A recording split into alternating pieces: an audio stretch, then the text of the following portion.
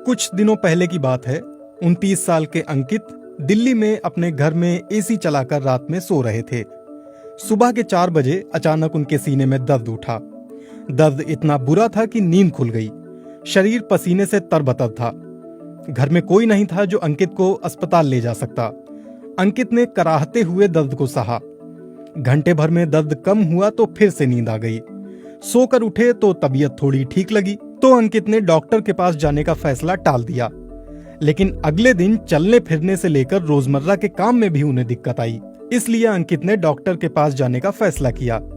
Doctor ने अंकित की बात सुनकर उन्हें इकोकार्डियोग्राम कराने की सलाह दी। इकोकार्डियोग्राम में पता चला कि 36 घंटे पहले अंकित को जो दर्द उठा था वो हार्ट अटैक था। डॉक्टर की बात सुनकर अंकित के होश उड़ गए।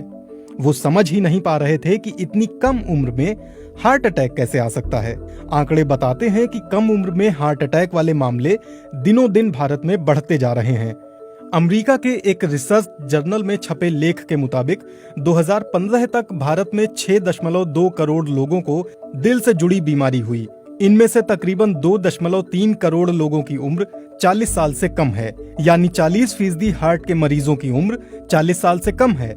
भारत के लिए ये आंकड़े अपने आप में चौंकाने वाले हैं। जानकार बताते हैं कि पूरी दुनिया में भारत में ये आंकड़े सबसे तेजी से बढ़ रहे हैं।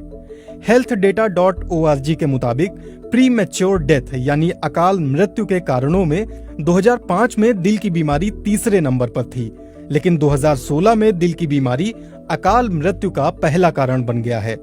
10-15 साल पहले तक दिल की बीमारी को अक्सर बुजुर्गों से जोड़कर देखा जाता था, लेकिन पिछले एक दशक में दिल से जुड़ी बीमारी के आंकड़े कुछ और कहानी कहने लगे हैं।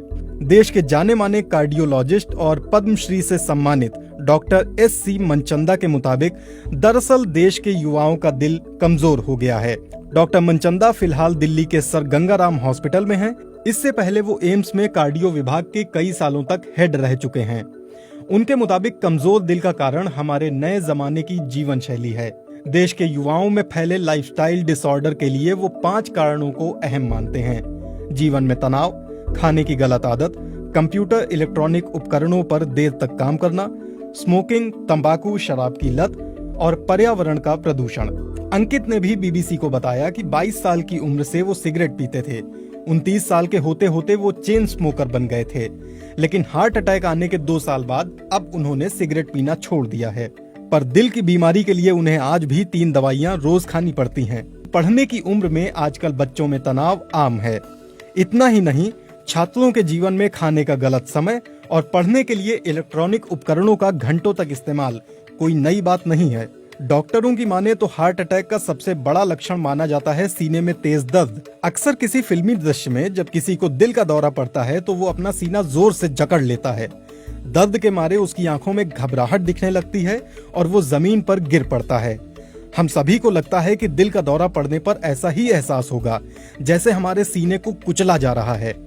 ऐसी अनुभूति होती भी है, लेकिन हमेशा नहीं। जब दिल तक खून की आपूर्ति नहीं हो पाती है तो दिल का दौरा पड़ता है। आमतौर पर हमारी धमनियों के रास्ते में किसी तरह की रुकावट आने की वजह से खून दिल तक नहीं पहुंच पाता, इसीलिए सीने में तेज दर्द होता है। लेकिन कभी कभी दिल के दौरे में दर्द नहीं होता, इसे साइलेंट हार्ट अटैक कहा जाता है।